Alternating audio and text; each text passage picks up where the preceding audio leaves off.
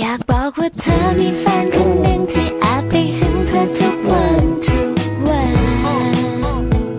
ไม่รู้อะไรสักบางเลยก็เป็นแฟนเธอวันๆโดยที่เธอเองก็ไม่ยอม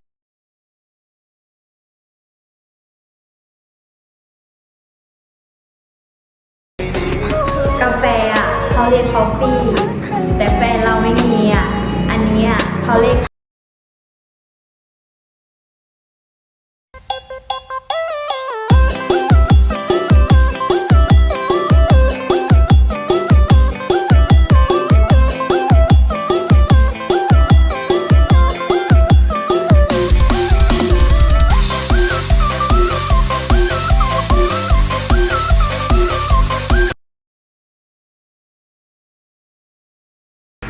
หาเงินไส้เองว่าภูมิใจแล้ว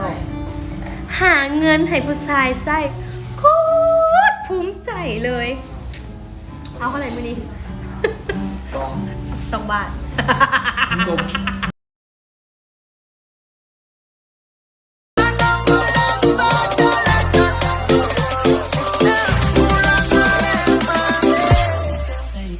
Girl, they but, girl, they, oh, they, oh, they, but, girl, they, oh, they, oh, they, girl, they, oh, they, oh, they, but, girl, they, oh, they, oh, they.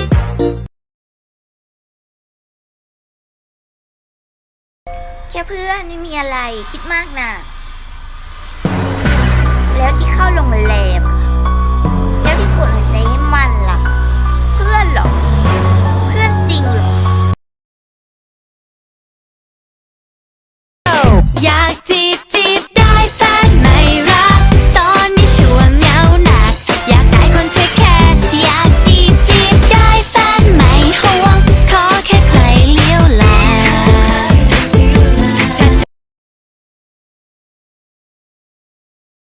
ไอเป็นผู้เบามือสองและน้องชีชนใจไอบ่มีดอกเงินทองหน้าตาก็บ่ได้หลอ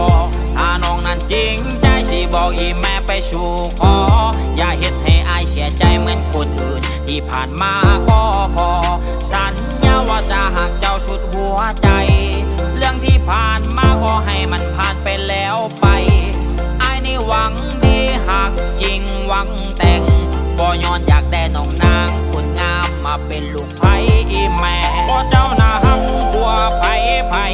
ก็อยากแนมเจ้าผู้แก้มเปิ้นวนหน้าขาวและปากแดงเจ้านั้นงามโซภาบ่มีไผมาเบียดแซงไอ้นี่หักเจ้าอีหลีบ่มีวันสิเปลี่ยนแปลง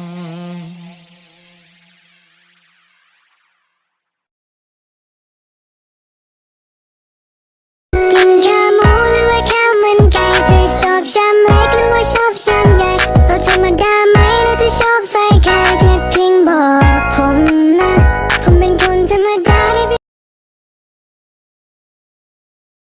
Solution Performance Remix. Aku suka bodyguard